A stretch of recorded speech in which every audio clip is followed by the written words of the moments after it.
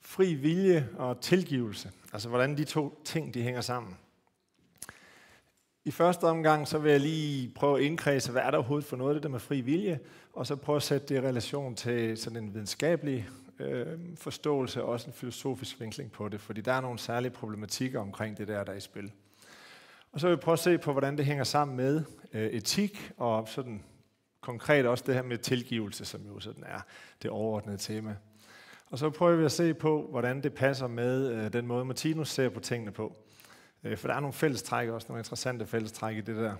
Og så er der en pause, som nævnt, og så er der spørgeteam, kalder de det, med en mulighed for spørgsmål efterfølgende i hvert fald. Så fri vilje, altså hvad er der overhovedet for noget? Så grundideen er, hvis jeg står ved to veje, der splitter, jamen, så kan jeg sådan set selv bestemme. Jeg kan selv vælge, hvad vej jeg vil gå. Jeg vælger selv. Så nu går jeg herover, ikke? Det har jeg selv valgt. Og hvis det var, jeg ville have ladet være med at gå herover, så kunne jeg have ladet være med det. Så jeg kunne have gjort noget andet end det, jeg gjorde. Så jeg vælger altså selv.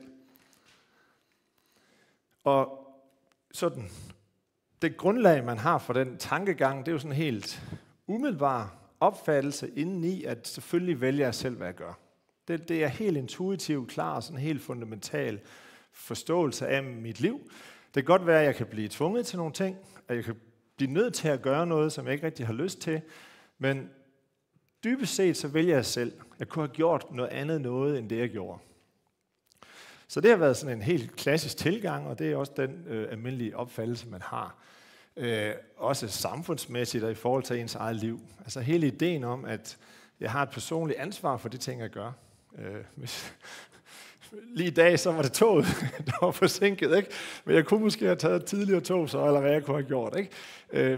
Det ved jeg ikke. Men hele konceptet med at straffe folk, for eksempel, og sende dem i fængsel, i hvert fald traditionelt, det har jo været, du må ikke begå kriminalitet, og du havde valget om at gøre det, og fordi du alligevel gjorde det, så er det okay, vi straffer dig, ikke? Så er det retfærdigt på en eller anden måde. Så det ligger helt dybt forankret i den måde, man lever sit liv på. Jeg har ligesom ansvar for de ting, jeg gør i mit liv, og også kan blive stillet til ansvar rent juridisk, eller sådan hele samfundstænkningen, den baserer sig på ideen om, at vi har en fri vilje. Så kan det godt komme lidt i konflikt med for eksempel naturlovene. Og nu kommer der ikke nogen prik frem. Men her har vi Newton, og nu er vi så tilbage i 1600-tallet. Og Newton, han beskrev den måde, som den fysiske verden fungerer på ved hjælp af matematik. Altså han introducerede naturlov i det der sådan lidt kliché-agtige historie om, at han ligger under et æbletræ, ikke? Og så får han et æble i hovedet, og så tænker han, ja, der er måske noget med et eller andet tyngdekraft, ikke? Der er i hvert fald noget med, at ting de falder ned af altid. Så den måde, han beskriver det på det her tidspunkt, sådan en mekanisk fysik, der fungerer alting, hele den fysiske verden fungerer lidt ligesom de der billiardkugler der, at der er to kugler, og så er den ene kugle stødet til den anden, og så alt efter, hvor meget kraft den har, hvordan den lige rammer, så bevæger den anden sig afsted på en eller anden bestemt måde, ikke? Så der er en årsag, og så er der en virkning altid. Og det sker efter nogle helt bestemte mønstre, som man kan beskrive matematisk. Det er sådan lidt ligegyldigt, hvad formen er her. Men det, der er interessant, det er, at hvis der er en eller anden længde d for distance måske, jeg simpelthen kan finde noget passende, og man så slipper det, så kan man beregne på forhånd, hvor lang tid tager det for den ting der at falde ned. Altså man kan beregne det. Den er ikke så god, for det der er vand i, sådan der måske. Ved hjælp af sådan en formel der.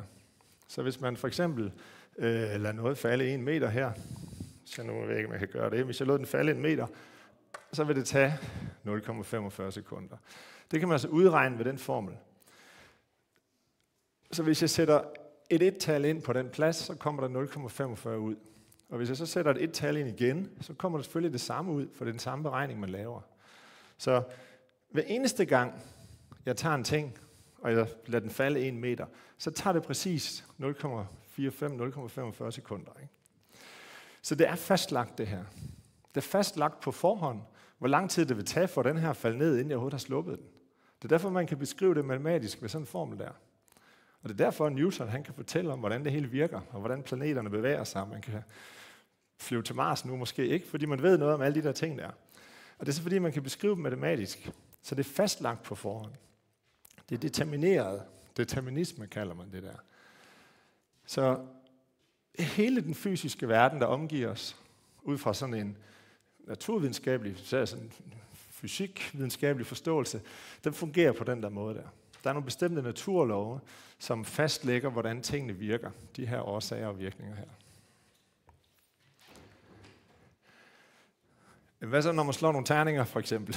Det er jo derfor, man har terninger, ikke? Det er fordi, man sidder og spiller et eller andet spil, og så skal det jo netop være tilfældigt, hvad man slår. Så det virker i hvert fald tilfældigt. Men hvis man sådan kigger på det helt detaljeret, så er der også nogle naturlove, der beskriver, hvordan den her terning den falder. Så hvis jeg bevæger hånden på en bestemt måde, så bevæger den sig lige præcis på den måde, så lander den på en 6'er eller på en 1'er eller et eller andet. Så det er jo meget kompleks, den bevægelse, den har. Så når vi bare sidder og spiller Matador, så kan vi ikke vide, hvad den ender på, vel? Og hvis der så er en lige stor cirka sandsynlighed for, at den rammer alle tal fra 1 til 6, så er det jo fint nok. Så har vi noget, der virker tilfældigt, ikke? Men hvis man virkelig går ned i det, så er det ikke tilfældigt, det der. Altså, det er også forudbestemt, hvordan den terning falder, når jeg slipper den. Og hvem der vinder i det Matador-spil der, sådan set, ikke? Det hele, det ligger fast på forhånd, ud fra den betragtning her. Der er en lille smule omkring kvantefysik, og hvis I vil snakke mere om det, så kan vi gøre det i spørgetimen. Der er nogle sådan rigtige tilfældigheder, men når man bevæger sig op på det niveau, vi er på her, så fungerer alt i praksis deterministisk. Altså derfor, at Newton han kan lave de der matematiske beskrivelser, ikke? I 1600-tallet. Det er en filosof, som hedder Spinoza, som der står der, han er også fra 1600-tallet. Og han, det er lidt inden Newton, men han har nogle tanker, som er forholdsvis parallelle, i hvert fald til en del af de ting, vi lige har snakket om. Det han forsøger, det er at beskrive hele virkeligheden, hvad det hele er for noget. Et stort samlet system, der kan beskrive alle de her aspekter af vores liv. Det er sådan lidt ligesom Martinus, lidt på lidt anden måde, men der er sådan lidt af det samme, så den store perspektiv i det. Og han skriver sit hovedværk, det hedder Etik. Det er også interessant. Altså han vil beskrive virkeligheden, som den er, og det, der så bliver hans fokus, det er etik faktisk i sidste ende. Efter den geometriske metode, det vil sige sådan matematikagtigt. Geometri, det er jo sådan matematik. Så han forsøger, han er rationalist hedder det, altså han forsøger at tænke sig frem til, hvordan det hele egentlig er indrettet. Og han gør det sådan lidt ligesom i en matematikbog. Så han siger, jeg starter med nogle ting, som vi ved er rigtige, og så beviser jeg, eller så udleder jeg nye ting om verden, og nye ting om verden, og nye ting og nye ting om verden. Så det er sådan en deduktiv udledning, hvor han mener, at vi sådan set kan bevise, hvordan det hele er. Så det er sådan det er noget, der i hvert fald ligner sådan en naturvidenskabelig tilgang. Det er sådan en meget striks, sådan logisk tilgang til tingene. Og han siger for eksempel, ud fra en given bestemt årsag, følger nødvendigvis en virkning. Og omvendt, hvis der ikke gives nogen bestemt årsag, er det umuligt, at der følger en virkning. Og det lyder måske sådan ret indlysende, men det er vigtigt nok, fordi det er ligesom de der billiardkugler, der vi havde, ikke? Hvis der er en bestemt årsag, hvis den billiardkugle rammer på en bestemt måde, så er der nødvendigvis en virkning. Altså med nødvendighed, altså fastlagt, så sker det, at den anden billiardkugle bevæger sig på en helt bestemt måde. Og den anden billiardkugle, den kan ikke bevæge sig, medmindre der er et eller andet, der får den til at bevæge sig. Der er nødt til at være en årsag, for at man kan få en virkning. For at der kan ske noget som helst, så må der være noget, der får det til at ske. Så det passer med de der billiardkugler, ikke? Og så siger han, alt følger med samme nødvendighed, som det her trekantens væsensbeskaffenhed følger, at dens tre vinkler er lige med to rette. Det lyder måske sådan lidt mærkeligt, men det han siger, det er, hvis vi har en trekant, så ligger det i det at være trekant, at altså vinkelsummen, hvis man lægger de tre vinkler sammen, så giver det 180 grader. Det hører bare med til det at være trekant. Der er ikke noget mærkeligt i det, og vi kan heller ikke lave det om. Det er med nødvendighed, det er sådan. Og alt, der sker i verden, det er med samme nødvendighed. Det er lige så fastlagt, som det er fastlagt, at en trekant har en vinkelsum på 180 grader. Ellers ville det ikke være en trekant, vel? Det ligger i det at være trekant, at man er sådan, hvis man kan sige mand om en trekant, ikke? Så alting fungerer efter de der årsag-virkningssammenhæng der. Så det er sådan en helt hård form for determinisme, han har. Alt ligger fast, fuldstændig fast. Det er også derfor, han kan bruge den der matematikmetode, ikke? Fordi han vil sige, at det er fastlagt på en bestemt måde, så jeg kan beskrive det på den måde, jeg kan udlede, hvordan hele virkeligheden er indrettet, sådan set. Så i forhold til det her med fri vilje, den almindelige opfattelse, som jeg sådan skitserede i starten, så har vi en fri vilje. Og når jeg nu vælger at gøre et eller andet, så kommer der en virkning, som så kan blive årsag til noget andet, og så kan det blive en ny virkning, ikke? Så hvis jeg, det vil jeg måske ikke gøre, men hvis jeg nu har min telefon liggende der, og jeg så skubbede til den der vandflaske, så kunne den være, den røg derhen, ikke? Og så faldt min telefon ned. Så jeg har bestemt mig med min vilje for, at jeg vil skubbe til vandflasken, og så kommer der en virkning af det, så rykker den derhen, og så bliver det årsag til en ny virkning, ikke? Så med min vilje sætter jeg ting i gang. Det starter med min vilje. Det starter med, at jeg vælger at flytte den der vandflaske, eller ikke at gøre det, eller gå derover eller sige det ene, eller sige det andet, ikke? Så det starter med viljen, og så sker der alle de her forskellige ting her. Spinoza, han vil sige, det er rigtigt nok, at vi har en vilje. Om den er fri, det kommer land på, hvad man mener det. Men vi har en vilje. Altså det er jo fuldstændig rigtigt, at det er mig, som vælger nu, og om jeg skal bevæge den her vandflaske over i min telefon eller ej, og nu gør jeg det så ikke, og så falder den bare ned, ikke? Så nu bruger jeg min vilje til ikke at udsætte min telefon for unødig overlast, ikke? Så vi har en vilje selvfølgelig. Altså selvfølgelig vælger vi ting hele tiden, siger han. Men der er nogle årsager til det, vi vil. Der er noget, der får mig til at vælge det ene frem for det andet. Så jeg vælger, men der er bare nogle årsager, der er nogle ting nedenunder, som bestemmer, hvad det er, jeg så vælger faktisk. Så oplever jeg det som om, at jeg gør det frit. Men i virkeligheden er der for eksempel med den telefon. Jeg synes, det er lidt træls, hvis min telefon går i stykker, ikke? Så det er derfor, at jeg ikke vælger den på gulvet. Selvom jeg føler, at jeg faktisk selv har taget valget, det har jeg også. Men der er bare noget, der har fået mig til præcis at vælge ikke at gøre det, i stedet for at gøre det, ikke? Så der er nogle årsager nedunder. Så alt er årsagsbestemt, ligesom vi så før. Det hele er determineret. Så vi har en vilje, og man kan kalde den fri eller ej, det kommer an på, hvad man mener med det ord. Men der er noget, som bestemmer, altså fast, med nødvendighed fastlægger, der er bestemmende årsager til, at jeg vil det ene frem for, eller at det er det ene, jeg kan ville frem for det andet. Så fri vilje, som jeg sagde i starten, så vil man tit sige, at jeg har en fri vilje, det betyder, at jeg kan gøre, som jeg vil, ikke? Og det vil Spinoza sige, det er jo helt rigtigt. Det at have en fri vilje, det er lige præcis at vælge det, du vil. Men hvad det er, du vil, det er fastlagt af noget andet.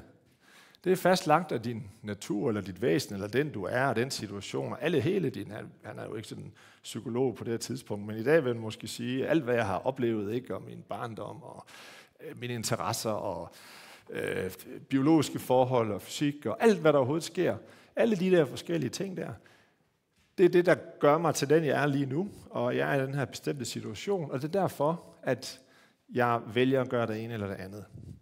Så hvis man med fri vilje mener, at jeg kan gøre det, jeg vil, så vil han sige, at det er fuldstændig rigtigt. Der er bare kun bestemte ting, du kan ville. Der er kun noget bestemt, du så i praksis vælger at gøre, ikke? Jeg kan ikke ville, det ved jeg ikke, bare hoppe ud af vinduet fra 4. sal, vel? Altså i princippet, så kan jeg godt åbne vinduet, så kan jeg bare hoppe ud. Men i praksis, så vil jeg jo aldrig gøre det, vel? Så brækker jeg benet eller halsen eller sådan noget. Så der er noget, der er ligesom en grænse for, hvad jeg kan ville overhovedet. Og hos Spinoza, der er det fuldstændig fastlagt. Så ja, jeg ved ikke, om nogen af jer kan huske Muppet Show mere, men jeg fandt lige den der. Og så har vi Kermit, det her det er jo sådan nogle dukker, som laver forskellige ting, ikke? Og så er Kermit, det er en af dukkerne, og så har han fået taget en røntgenbillede, og så siger lægen, ja, nu kommer der altså noget her, som du måske ikke bliver så glad for, fordi i virkeligheden så er der bare en eller anden, der styrer dig, ikke? Der er bare en hånd, der styrer det hele. Så i en deterministisk forståelse, så er det det der præcis, ikke? Det kan godt være, at Kermit, han tror, at han selv vælger alting, men i virkeligheden så er der bare en dukkefører, der styrer det hele, ikke? Og det er det samme med os. Så jeg gør det ene, og jeg gør det andet, men der er noget, der får mig til at gøre det ene frem for det andet. Så der er nogle gange, så siger man det, så mennesket kan, hvad det vil, men det kan ikke ville, hvad det vil. Så hvad jeg vil, det står uden for min viljes rækkevidde og fastlægge. Ikke? Men når jeg nu vil noget, så er det det, jeg forsøger at gøre. Og det kan jo godt være, at jeg så tænker, hvis jeg nu røg, okay, nu vil jeg lade være med at ryge cigaretter, ikke? Og så går der noget tid, og så ryger jeg ikke cigaretter mere. Så det betyder ikke, at tingene ikke kan ændre sig fremover. Men lige præcis i det her øjeblik, der er noget bestemt noget, jeg vil, og det er fastlagt i den ifølge forståelse her. Ikke? Det var sådan en lidt mere fysikvidenskab, har vi Darwin, som er ham, der kommer med, det er sådan et lidt specielt billede, men han kommer med evolutionsbiologien, altså den der idé om, at vi er udviklet, altså vi er dyr, som bare er måske mere udviklet, vil vi nok sige, end nogle andre dyr. Og det gør også, altså i den forståelse, der er en masse forskellige ting, der afgør, hvad det er, vi vil. For eksempel så vil vi gerne overleve, fordi hvis vi ikke var indrettet sådan, vi gerne vil overleve, så vil vi slet ikke være her i dag, vel? Så vil vi bare være uddøde for lang tid siden. Så det er sådan en helt grundlæggende ting. Og derfor er det også lidt sjovt nogle gange, hvis der så er sådan nogle mærkelige billeder, jeg ved ikke, om I kan se det, men der ligger nogle folk hernede, og så er der en, der kører afsted med sådan en, med 4 hjul, ikke? Og så kører han op over den der, og så tænker man, hvad fanden laver I? Det er jo helt vanvittigt at ligge der, ikke? Og det er jo præcis fordi, at vi tænker, at det vil jeg ikke gøre det der, vel? Fordi der er jo en stor risiko for, at han lige lander ned ovenpå mig hernede, ikke? Og hvorfor er det egentlig, jeg ikke vil det? Jamen det er altså fordi, at jeg helt indbygget dybt i mig, så har jeg den der, det er ikke engang bare et ønske, men det er sådan helt instinktivt. Altså jeg vil overleve, jeg vil ikke udsætte mig selv for smerte og lidelse og alt muligt. Jeg vil ikke have sådan en eller anden vogn, der brækker mit ben, vel? Især ikke, når det er bare for at ligge der, det er jo vanvittigt, ikke? Og her er et andet billede, og jeg ved sgu ikke, og det er jo derfor, nu griner man lidt, det er jo helt skørt. Altså, hvis det skal være sjovt, så kræver det en rigtig krokodille, ikke? Men hvis det er det, og så er man jo, altså, så vil man gerne have det billede i hvert fald, ikke? Og der er jo også fugle, der går rundt inde i krokodillernes skab nogle gange og sådan noget. Men man tænker alligevel, det ved jeg ikke rigtigt. Altså, det er sådan lidt ud over det almindelige i hvert fald, ikke? Okay, så min pointe var bare, at der er nogle ting, som jeg tror ikke, jeg ville kunne få mig selv til at gøre det der. Bare for at bevise, nu har jeg en fri vilje, nu stikker jeg fandme hovedet ind i en krokodillegab. Det vil jeg nok ikke gøre. Så det er sådan lidt ekstrem situation. Så der er ligesom noget, vi ikke kan ville. Og innovationsbiologisk forståelse, så er der altså for eksempel det der overlevelsesinstinkt, kunne man måske kalde det. Det er sådan fuldstændig markant, og det vil i høj grad kontrollere, hvad vi overhovedet kan ville. Freud, der omkring 1900, lige måske lidt efter, der kommer hele ideen om det ubevidste. Der ligger en masse ting nedunder. Det, der er sket i vores barndom, har betydning for, hvad det er, jeg overhovedet tænker, og hvad jeg overhovedet har lyst til, og hvad jeg ikke kan, og sådan noget. Så den tanke der, den peger i den samme retning.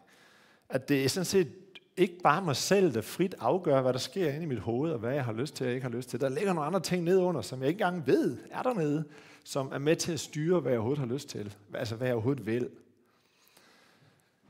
Så der er nogle der i midt-slut 1800-tallet, omkring 1900, der sker nogle ryg i det der. Så den der intuitive opfattelse, man har, selvfølgelig vælger jeg bare selv. Det er jo det, jeg gør. Det har jeg gjort hele mit liv. Der er sådan nogle ting, der peger i retning af, at måske er det alligevel ikke helt sådan der. Så både inden for fysikvidenskab og naturvidenskab i det hele taget, og evolutionsbiologi for eksempel, eller psykologi, ikke, og forskellige andre områder, der kan man finde det der. Så hvis man går lidt længere tilbage, så vil man måske snakke om determinisme, altså den der fastlagthed, det er på forhånd fastlagt, i sådan en religiøs forstand for eksempel. Det er Gud, der har bestemt, hvordan tingene skal være, eller i de gamle græske myter, så er der altid noget med, at det ender på den her måde, og det kan godt være, at du forsøger at undslippe det, men du kan ikke undslippe din skæbne, det ender sådan alligevel. Og sådan vil man måske ikke sige det i dag, mindre man er meget religiøs måske. Men for eksempel de der naturlove, som jeg snakkede om i starten, det er svært at undgå, at de skal kunne lede til en deterministisk forståelse af, hvordan det hele hænger sammen. Fordi det er jo rigtigt nok formodentlig, at hvis jeg slipper den der, så falder den ned på en bestemt måde. Den falder ikke opad eller til venstre eller sådan noget. Altså er det fordi, jeg kaster den en anden vej, ikke? Men det virker på den måde. Og det er godt nok, fordi hvis der ikke var den der regelmæssighed i naturlovene, så hvis jeg kommer kørende i min bil, og så bliver det rødt lys, og så trykker jeg på bremsen, og så passer det med, at bilen bremser, inden jeg kommer hen til det røde lys. Ikke? Og det er fordi naturlovene er, som de er, og de virker på den samme måde altid. Det er deterministisk. Så det kan selvfølgelig godt være, at der er is på vejen, så sker der måske noget andet.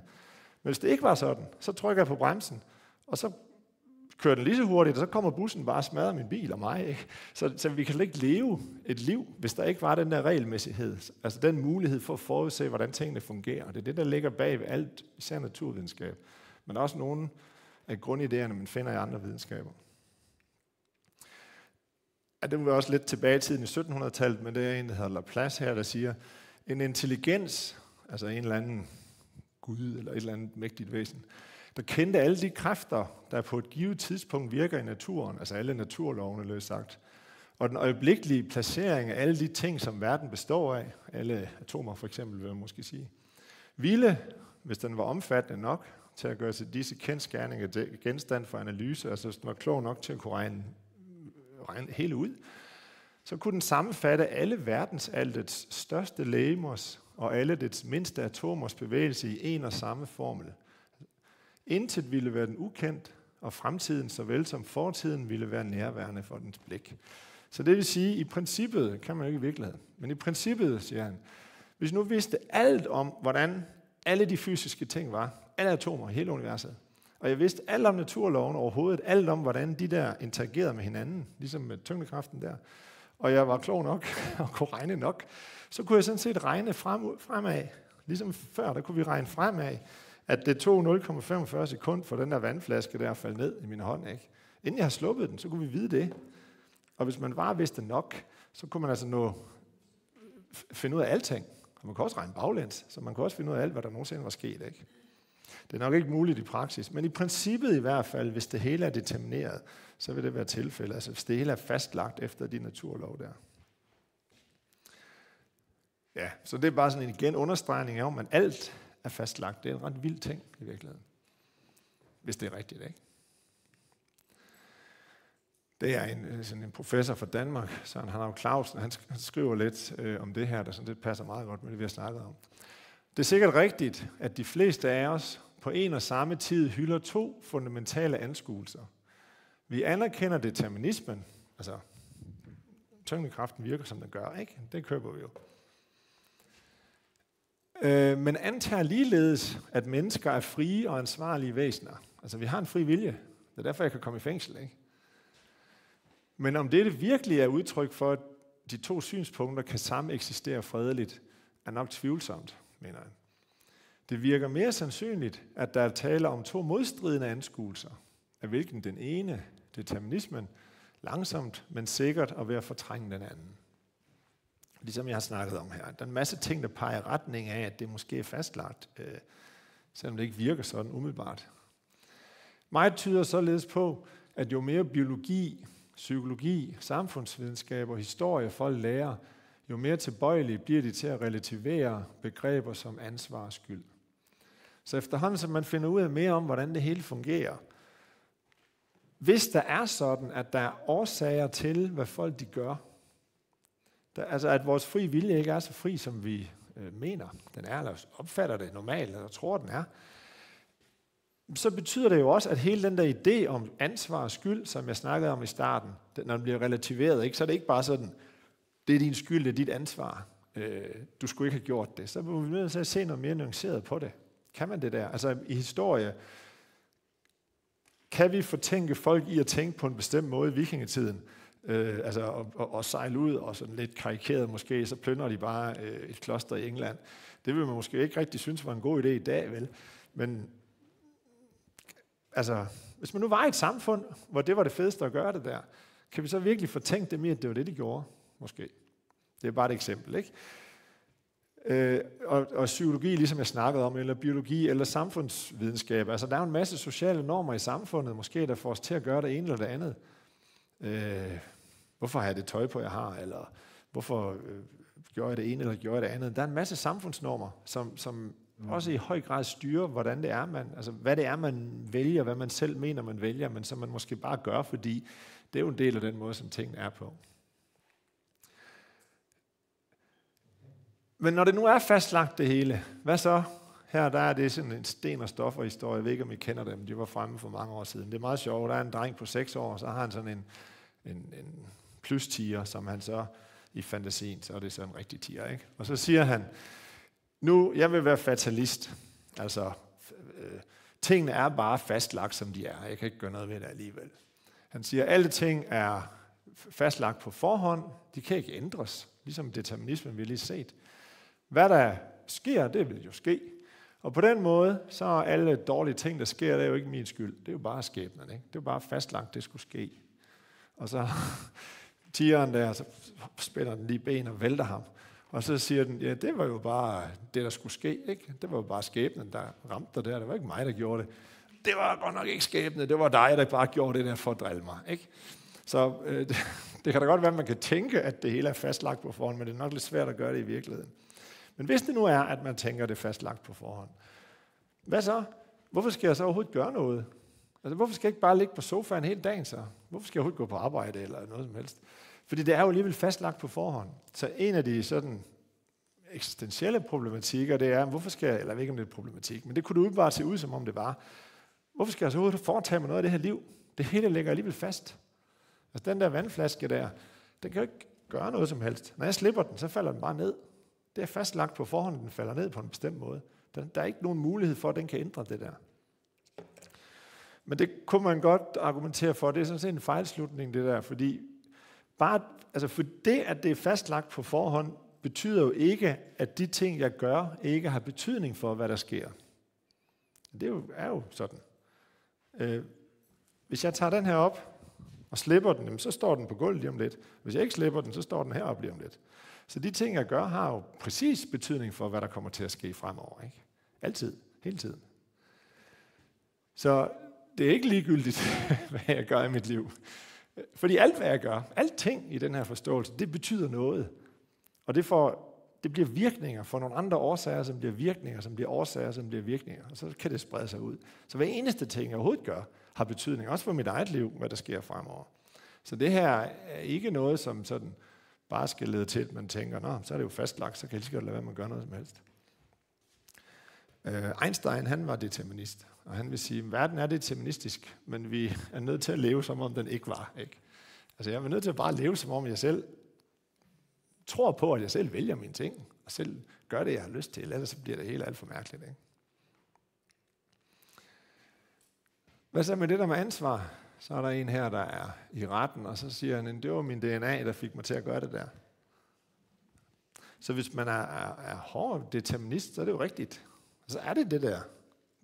Så er det jo fordi, at jeg er født med en DNA, som har gjort, at min hjerne ikke virker på den måde, at jeg kan føle empati, for eksempel. Jeg kan ikke. Det siger mig ikke noget, om andre har det dårligt. Og jeg kunne da godt tænke mig at få deres bog, der ligger der. Men så tager jeg den bare, ikke? Hvorfor skulle jeg ikke gøre det? Så det er jo ikke min skyld, det her. Det er ikke mig, der har bestemt, hvad for en DNA jeg har. Så i den forstand, hvis det er determineret det hele, hvad så med hele den der idé der om ansvar?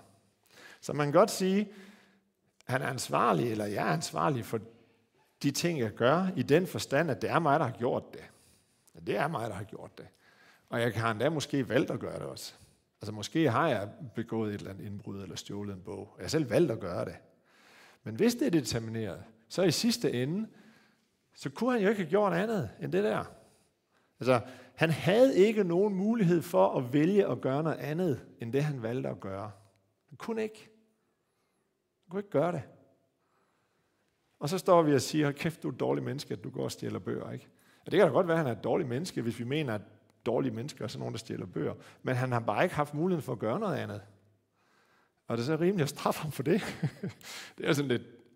Vi kunne lige så godt sige, at alle dem, der er lyshårede, de kommer i fængsel. Eller alle dem, der er over 1,82 meter, dem smider vi i fængsel. Altså det har vi jo ikke. Ja, hårfarven kan man måske ændre, så. Men ens højde kan man måske ikke, vel? Og det er jo lige så. Det er lige så lidt ens egen skyld, om man er 2,4 meter, eller man er 1,78 meter, eller 1,52 ikke? Det bestemmer jeg jo ikke. Og lige så let, ud fra den betragtning, kunne han have gjort andet, end det han gjorde ham der. Man kan godt åbne det der fri viljebegreb lidt, og sige, måske er der en vis mulighed for, at vi kan ville nogle ting, det kan vi vende tilbage til, men der er stadigvæk grænser for, hvad jeg kan ville. Så måske kunne han have gjort lidt, men spørgsmålet er så, hvor meget han kunne have villet at gøre. hvis man tager den deterministiske forståelse, så kunne han ikke have gjort andet, end han gjorde. Han kunne ikke. Og det peger retning af en særlig etik. Så nu nærmer vi os så det der med tilgivelse. Ikke? For eksempel, hvis vi idømmer ham fængselsstraf nu her. Altså traditionelt så er man sige, hvorfor er det, at vi straffer folk? Det er fordi, det er retfærdigt. Så hvis du har gjort det der, så er det retfærdigt, at du bliver udsat for det der. Hvis man går længere tilbage, så er det helt øje for øje, ikke? Så i vikingetiden, hvis du slog en fra min familie ihjel, så var der en fra din familie, der skulle dø. Så var det ligesom retfærdigt. Så har vi ordnet det der. Men det er jo helt urimeligt så. Hvis ham der, han skal udsættes for, han skal i fængsel i 10 år, bare fordi han tilfældigvis er en, der har den der DNA, og jeg har en anden DNA. Jeg kan bare stå her og snakke om fri vilje. Ikke? Jeg kommer ikke i fængsel, fordi jeg har min DNA. Det er ikke særlig retfærdigt. Det er jo helt uretfærdigt, faktisk. Så hvad så? Så er i hvert fald den der idé om straf i retssystemet, den er i hvert fald forfejlet. Ikke? Eller det ved jeg ikke. Det kan godt være, at man gerne vil straffe folk, men det er bare i hvert fald ikke retfærdigt. Man kan ikke henvise til, at det er moralsk rigtigt at gøre. Det kan godt være, at man kan sige, at det går jo ikke at have folk, der bare går og stjæler gående rundt. Altså vi er nødt til at slå folk ihjel eller sådan noget. Så vi er nødt til ligesom at prøve at undgå, at de gør det, så vi sætter dem i fængsel. Men så er det ikke sådan set for en straf. Så er det fordi, måske kan vi få dem til at lade være med at stjæle, når de kommer ud igen eller sådan noget. Så det danske fængselsvæsen og straffesystem, det peger mere i den retning. Men i mange andre lande, der er det jo straffen. Der er det, at du har gjort noget, og derfor så skal du dele med bare have noget igen. Ikke? Det virker, det er sådan en fri viljetænkning, der ligger der bag de ting der. Og det er også koblet til hele spørgsmålet om ondskab. Altså det der med et ondt menneske. Her er han er en norsk filosof, der har skrevet en bog, der hedder Ondskabens filosofi. Og han mener, der er sådan, han inddeler ondskab i 4 forskellige typer.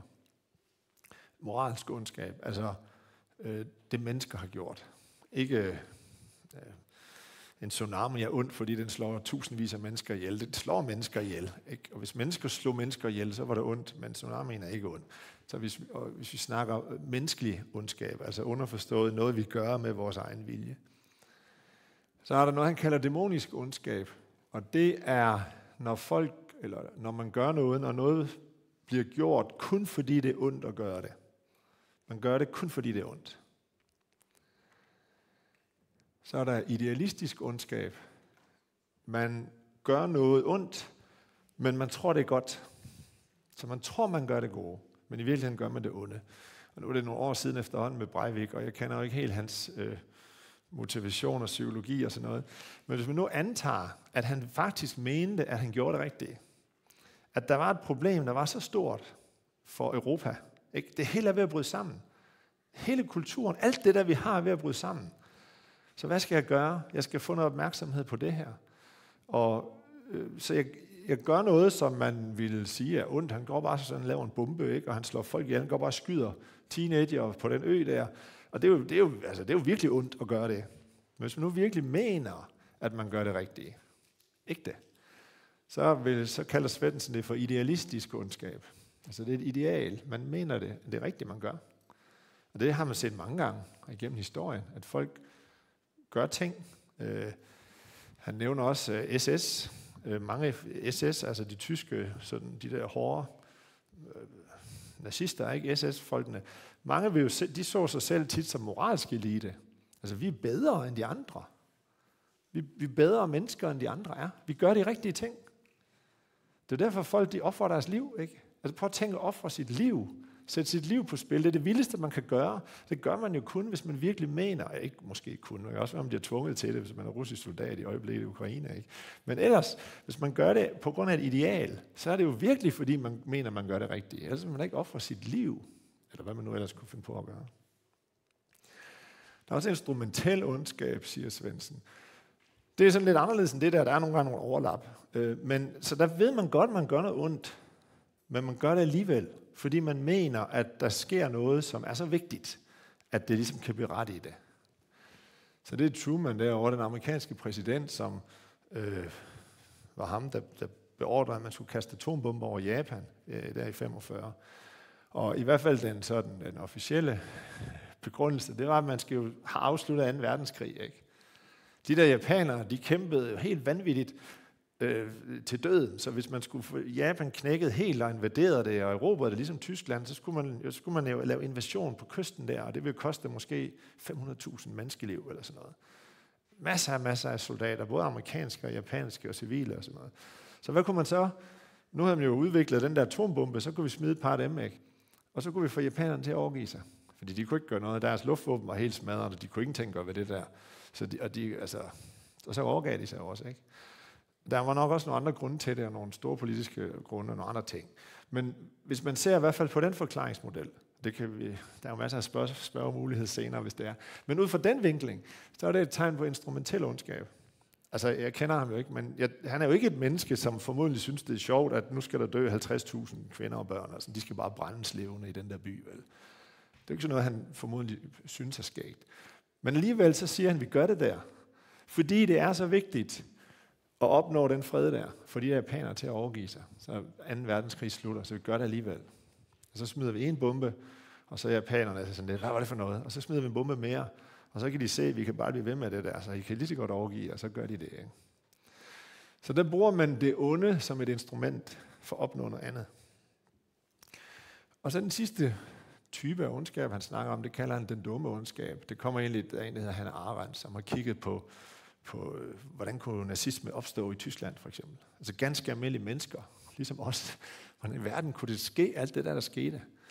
Og hun taler om ondskabens banalitet. Han kalder det sådan den dumme ondskab. Så det, han snakker om der, det er, at man gør onde ting, eller noget, der forårsager onde ting, fordi man ikke tænker over, hvad det er, man gør.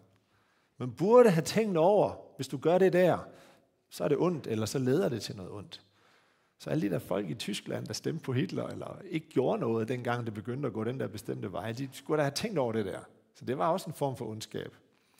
Og ham der, han hedder Eichmann, det er ham, der var, i hvert fald hen mod slutningen, der var det ham, der skulle styre hele KZ-systemet i forhold til logistik og få kørt, altså alle de der tog, der skulle køre rundt, fyldt med folk, der skulle til KZ-lejrene og udryddes, ikke? Og han flygtede til Argentina, og så senere, 60'erne eller sådan noget, tror jeg, så israelerne, de sådan kidnappede ham og hentede ham til Israel, og så blev der en retssag der. Og han sagde, jamen det er jo ikke min skyld det her. Jeg bare passer mit arbejde. Det er jo ikke mig, der har bestemt, at de der mennesker skal slå ihjel.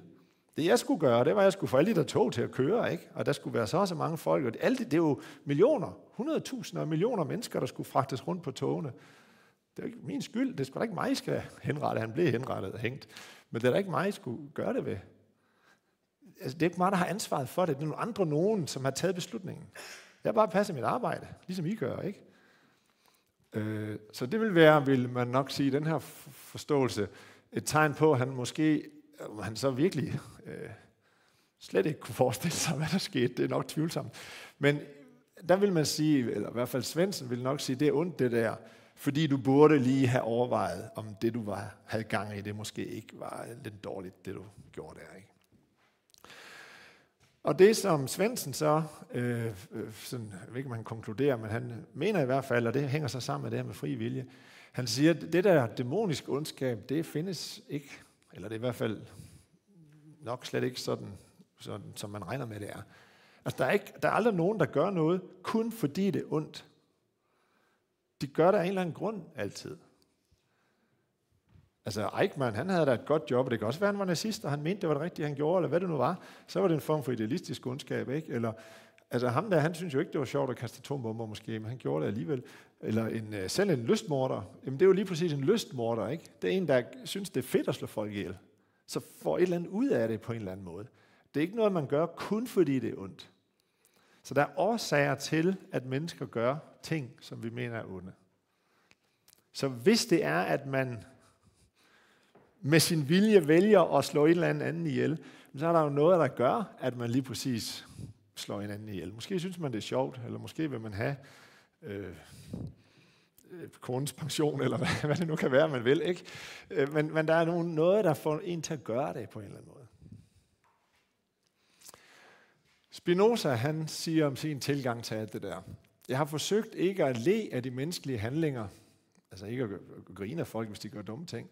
Ikke at klage over dem. Heller ikke at afsky dem, men at forstå dem. Jeg har derfor ikke betragtet de menneskelige følelser, kærlighed, had, vrede, misundelse, ærgerrighed, medfølelse og andre sindsbevægelser som fejl ved den menneskelige natur, men som dens egenskaber, der passer lige så godt til den, som varme, kulde, storm, torden og den slags passer til luftens natur. Så det hænger sammen med den der deterministiske forståelse, han har. Han siger, det kan da godt være, at der er nogle mennesker, som er vrede, eller misundelige, eller hader, eller i øvrigt også er forelskede, eller er medfølende, eller hvad det er. Men det er jo bare egenskaber til de forskellige mennesker. Det er bare sådan, som de nu er. Det er bare helt naturligt. Det er bare, de er jo bare sådan der. Ligesom den der trekant, den har en vinkelsum på 180 grader. Det er bare sådan, den er. Og så er der et menneske, som er meget hadefuldt. Det er jo sådan, som den person så er. Det er ikke mig, der skal dømme den person for det. Ja, det kan jeg da godt. Men så fordi jeg ikke forstår, at personen er jo lige præcis på den måde med de bestemte karaktertræk der.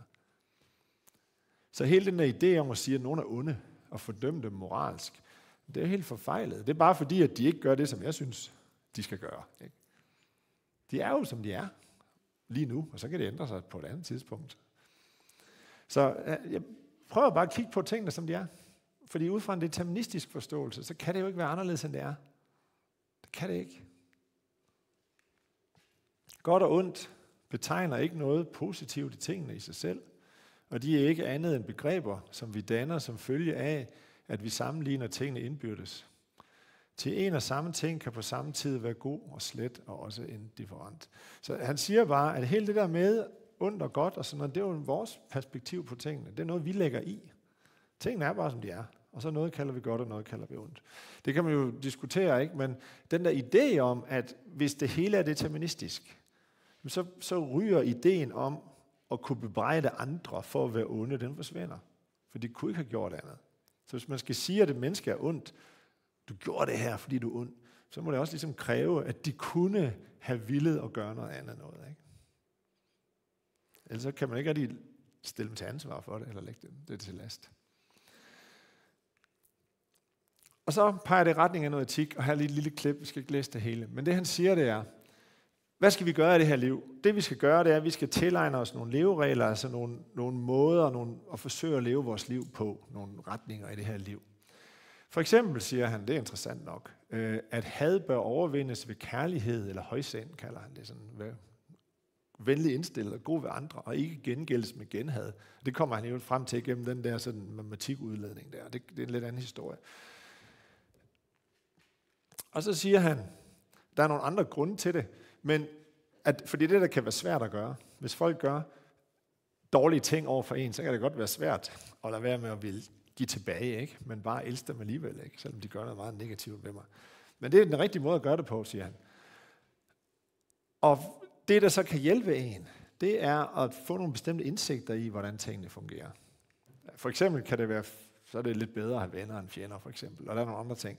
Men det, der er interessant her, det er, at menneskene, som alt det øvrige, handler ud fra en naturnødvendighed. Det vil sige, mennesker kan ikke handle på en anden måde, de gør. Den enkelte individ er på en bestemt måde lige i det øjeblik, og derfor kan de jo ikke handle anderledes. Så hvis jeg skal forvente, at den anden handler anderledes, bare fordi jeg synes, at det vil da være federe, så rammer jeg jo bare forbi. Så er det fordi, jeg ikke har forstået, hvordan tingene hænger sammen, ud fra hans opfattelse. Ikke? Så hvis jeg først forstår, at den anden ikke kunne have gjort andet, end det vedkommende gjorde, så er det også nemmere at undgå at blive sur på vedkommende, for eksempel. Så kan jeg bedre hæve mig op over alle de der negative impulser. Den der hævngærighed eller sådan noget. Hvad det nu er, der kan komme frem, eller irritation måske, eller sådan noget ting. Så kan vi nemmere overvinde krænkelsen eller hadet, der plejer at opstå, står der. Fordi vi kan forstå lige pludselig, vi forstår det. Så den, der har indsigten i, hvordan det hele hænger sammen, stræber efter, så vidt han kan, og gengælde en andens had, vrede, foragt og så videre imod sig med kærlighed eller højsind, som jeg snakkede om. Så det er sådan en sætning, han kommer frem til, som han mener har ligesom bevist. Så når man først forstår det, så er man et menneske, som ikke bliver sur på de andre. For de kan jo ikke, det er ligesom, Gå ned i børnehaven, og så sige, nu skal I holde et oplæg om Spinoza, ikke? Og så siger børnene, hvad snakker du om? Og så bliver jeg sur på dem, fordi de ikke vil det. Og det er jo vanvittigt, ikke? Det kan de jo ikke. Jeg kan jo ikke forvente, at de skal gøre noget, de ikke kan. Lidt anden, men noget af den samme etiske tankegang, det er bare et eksempel her, det er Dalai Lama, der sagde på et tidspunkt, der skrev, hvis vi kan gøre stræben efter at udvikle stor medfølelse til et ideal, ud fra den enkelte erkendelse af, at alle andre, ganske som jeg selv, blot ønsker at være lykkelige og undgå lidelse, vil det ganske naturligt påvirke vores livssyn i væsentlig grad. Så det er lidt den samme tanke. Hvis jeg har den erkendelse der, hvis jeg først kan forstå, der er jo bare grund til, at de gør, som de gør de andre. Altså alle vil bare gerne have et godt liv. Det er jo det, man gerne vil. Og så gør de det, som de mener giver dem et godt liv, eller som de har lyst til, eller som de gerne vil. Det er den samme grundidé. Så kan man, hvis man først forstår menneskerne, så er det meget nemmere også at hæve sig op etisk i forhold til dem. Og det er nemmere at tilgive dem så. Altså hele ideen i tilgivelse er jo præcis at sige, okay, du gjorde det her mod mig, men jeg er ikke sur på dig alligevel. Fordi hvis jeg kan se, at du kunne ikke have gjort andet, end du gjorde, så er det jo meningsløst at blive sur på dig. Så er det kun fordi, jeg ikke forstår, hvordan det egentlig hænger sammen i virkeligheden. Vil Spinoza sige i hvert fald. Hvad så med Martinus? Så I kender ham nok, men ellers er det jo en dansk mystiker, som også laver en stor beskrivelse af, hvad hele virkeligheden er for noget. Og han siger, jeg forklarer det her logisk. Han bruger det her ord logik, ikke? Han siger, det er en logisk forklaring på, hvad det er. Og han begrunder jo sådan en alkærlighed, som minder meget om Spinozas form faktisk. Det der Spinoza kalder højsind, eller ideen om at gengælde had med kærlighed for eksempel. Hos Spinoza der er det heller ikke kærlighed, ligesom nu bliver jeg forelsket i hende der. Det er mere den der form for kærlighed. Det er det at ville alle det bedste, ikke? Alle det bedste. Og han vil sige, at jeg har et andet perspektiv på det, kalder det jo et kosmisk perspektiv, ikke? At jeg forstår ligesom, hvordan det hele hænger sammen på et dybere plan, end det man normalt opfatter. Og ideen for ham, det er jo, at, det ved I sikkert meget om det her, men at vi har en evig eksistens, vi har et evigt jeg, ikke, som eksisterer evigt. Og så gennemgår man mange liv, mange inkarnationer, hvor man oplever forskellige ting. Og så jeg ved ikke, hvorfor den ikke har nogen markering, men man bevæger sig op her igennem sådan forskellige riger. Man er på forskellige måder, ikke? Og der er en dyrerige, og så kan man måske blive sådan et rigtigt menneske, når man er tilpas etisk udviklet. Og så alle de her små trin her, og vi er måske et eller andet sted lige her omkring, det er jo tegn på, at det sker lige så langsomt alt det der. Så der er en udvikling over tid, og det er også, eller det er ikke også, det er en moralsk udvikling. Så hvis man ligger længere ned her, så er hele ideen om at behandle andre godt, den er der ikke. Den er der ikke. Hvis man går endnu længere ned, så er man en løve ude på savannen. Og så er det jo ikke sådan, at man går og tænker, det er da synd for de zebraer, hvis jeg slår dem ihjel. Og det er jo ikke noget med det at gøre. Løven, det skal jo spise zebraer, så dør den bare selv. Der er slet ikke en idé om etik hos dyrene, vel? Og så kan der komme hos menneskerne efterhånden. Og efterhånden, som man så oplever flere og flere lidelser, så bliver man mindre og mindre i stand til at gøre andre ondt, fordi man på en eller anden måde forstår, hvordan det er i højere grad for dem. Og så bliver man altså et etisk bedre menneske. Så der er en moralsk udvikling i det der. Og til sidst, så er man jo bare det rene etiske menneske, ikke? Der bare er alt kærlig altid. Hvad så med det der med fri vilje der? Så Martinus han siger, jegets, og så i vores sammenhæng her, kunne man sådan lidt løst sige, menneskets totale fri vilje er virkelighed. Det kan ønske at gøre ondt, og få dette ønske opfyldt, lige så vel som det kan ønske at gøre godt, og få dette ønske opfyldt. Så vi har en fri vilje. Den totale fri vilje er virkelighed, siger han. Den er der. Men han siger også, han siger det her mange steder, det er bare nogle udpluk. Et hvert levende væsen ledes af sine ønsker, siger han. Man ledes af sine ønsker. Så det jeg vil, er et udtryk for, at der ligger nogle underliggende ønsker nedunder. Så hvis jeg er et sted her, så er der nogle ting, jeg ønsker. Og så er det det, som min vilje ligesom bliver brugt til at udfolde. Hvis jeg er et andet sted, så er der nogle andre ting, jeg ønsker. Og så er der nogle andre ting, jeg ønsker igen. Så der er noget nedunder, som afgør, eller i hvert fald er rammensættende for, hvad det er, jeg overhovedet vil. Hvad jeg kan ville i virkeligheden. Så jeg har en fri vilje. Men han ville sige, det giver ikke mening at tale om fri vilje, medmindre det er noget, man gerne vil, og noget, man ikke vil. Der skal være noget, som min vilje kan bruges indenfor. Ellers kan man slet ikke tale om en vilje. Så der må være noget, som ligesom får os til at ville det der, eller ville det der. I hvert fald inden for et vist område, den vej eller den vej der. Så for eksempel kærlighed, siger han, er ikke en viljesakt. Det er ikke noget, jeg bare kan ville, men en evne, man enten har eller ikke har, på samme måde som enhver anden begævelsestilstand, såvel i materiel som i åndelig retning. Så det er altså ikke et viljespørgsmål, om jeg er en kærligt væsen, kærlig menneske, om jeg er god ved andre. Måske på et tidspunkt, når jeg begynder at interessere mig for det der, så kan jeg godt forsøge at være mere etisk og forsøge at sige, okay, jeg havde egentlig lyst til at gøre det der, men jeg må alligevel hellere gøre det der, fordi det er jo alligevel det rigtige at gøre. Men så er det jo ikke rigtig kærlighed endnu, vel? Så er det bare fordi, at jeg alligevel synes, jeg må hellere orientere mig lidt mere i den retning, end bare en ren egoistisk retning. Så det er ikke en viljesakt. Så det vil sige, at den der viking der, kunne ikke ville være en, der bare gik rundt og var alkærlig over for de der engelske munke, der er i det kloster. Vel? Det var bare sådan hos den viking, at det var fedt at komme derud og føle kraften og magten og stjæle og slå nogle folk ihjel, eller hvad det nu var, der ligesom foranledede det der. Eller bare fordi man skulle, fordi høvdingen sagde det, det ved jeg ikke, det kan jo også være.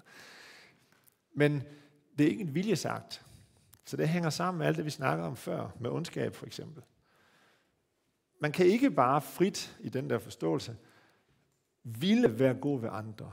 Eller nu vælger jeg at være rigtig egoistisk i dag, og så næste dag, når jeg vågner, så siger jeg, i dag så vil jeg bare være alkærlig over for alle. Der ligger noget nedenunder, som ligesom afgør, hvad jeg er for en type menneske, i hvert fald i øjeblikket. Så i Martinus' forståelse, der ender det jo altid. Der går altid den rigtige vej, ikke?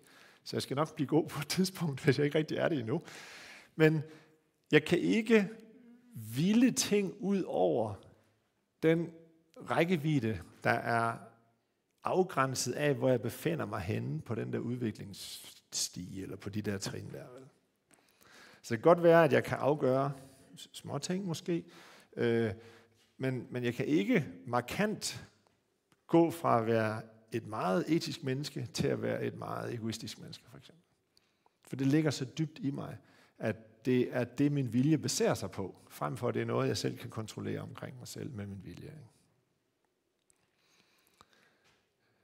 Og her der siger han, det er meget godt sted det her, synes jeg. Han siger, mennesket ved udmærket godt, at det ikke kan nytte noget at blive vred på en tidsel, fordi den ikke er en rose, når det gælder planteriget. Men ikke desto mindre forlanger det, at alt og alle skal være roser og liljer, når det gælder medvæsener og omgivelser. Ikke? Så det er jo klart, jeg går ikke til at blive sur på tidslen, hvor fanden er du ikke en rose, vel? Men alle andre mennesker, hvorfor gør du det der ved mig? Hvorfor gør du det? Hold kæft, hvor er du dum. Hvor er det, du laver der? Ikke? Så jeg forventer, at andre mennesker skal opføre sig på en bestemt måde, som jeg lige præcis synes er den rigtige, eller måske er den gode for mig selv. Men hos Martinus, der er det lige så umuligt for den anden at opføre sig bedre, end vedkommende kan, som det er for en tidsel lige pludselig at blive til en rose. Ikke? Det kan ikke lade sig gøre. Og her der kan vi jo godt se billedet, og det er derfor, at I griner lidt. Ikke? For det er jo meget sådan en pædagogisk fremstilling af den der pointe der. Og det er sådan set den samme pointe, der var hos Spinoza også. Hvis man først forstår det der, at mennesker kan ikke handle bedre, end de gør, og hos Spinoza kan de slet ikke handle anderledes, end de gør. Men så er alt det der med at ville hævne sig, eller vil være sur på de andre, eller ikke vil tilgive dem, og alt det der, det er jo meningsløst. Altså i den forstand, at så strider det mod den måde, som tingene er på. Så er det fordi, jeg ikke har forstået det rigtigt, hvis jeg stadigvæk synes, det er rimeligt at gå rundt og være sur på en anden over, hvorfor gjorde du ikke det der? Eller når du gør det ved mig, så skal jeg dele mig også give dig tilbage, ikke? For det er jo retfærdigt nok, at jeg gør det. Så hvis man gør det alligevel, så er det bare fordi, man ikke har indsigten. Man forstår det ikke. Og hos Martinus er det jo koblet til, hvor langt man er oppe af den der stige der. Men indsigt og etik hænger også sammen hos ham. Når man først forstår det der, så leder det i hvert fald i retning af, at man i mindre grad måske bliver overvældet af de der negative ting. Ikke? Ligesom hos Spinoza. Det er den samme pointe. Og så er det jo så, at det peger retning af en mere sådan tilgivende indstilling til andre. Ikke? Fordi så er det nemmere at kunne tilgive dem. Hvis man, altså det er sådan en indsigtsbaseret tilgivelsestilgang måske. Ikke? At man siger, okay, jeg kan forstå det der. Og derfor så kan jeg ligesom hæve mig op over den der umiddelbare irritation eller ønske om, nu skal jeg lige give tilbage, eller hvad det er. Ikke? Så på den måde, så kan hele tanken om fri viljespørgsmålet altså lede til en anden etisk indstilling måske, eller hjælpe til en lidt mere tilgivende indstilling. Ikke? Så samlet her, hvis man godtager den der tanke, og det er jo et diskussionspunkt, ikke? Men det vil Martinus hævde af situationen, og Spinoza, og fysikken, og andre former for videnskab og sådan noget, i sådan lidt varierende grad. Men at der er en eller anden form for determinisme, eller tilnærmet determinisme, altså at den anden ikke kan gøre andet, eller måske ikke ret meget andet, end vedkommende gør. Hvis det er sådan der, så giver det ikke mening at gå rundt og være sur på den anden, vel? Fordi den anden har i sådan dybeste forstand ikke ansvar for det der. Den anden kunne ikke have gjort andet end det, der skete. Så i den forstand er der ikke et ansvar. Og så er det altså nemmere ligesom at hæve sig op over alle de der negative ting, som man måske ellers har lyst til. Og det gælder jo i princippet også for alt, hvad man bliver udsat for i livet i det hele taget. Ikke kun for andre mennesker. Og dermed så peger det altså retning af sådan lidt mere tilgivende tilgang til det hele. Ikke? Ja, det var det. Hvis der er nogen, der synes, det er interessante ting, jeg har skrevet på bøger, der er også på YouTube-kanaler, hvor der er nogle forskellige foredrag, lidt mere fagfilosofisk, hvor man kan kigge på det. Men ellers så var det koblingen mellem fri vilje og tilgivelsesetik. Ikke?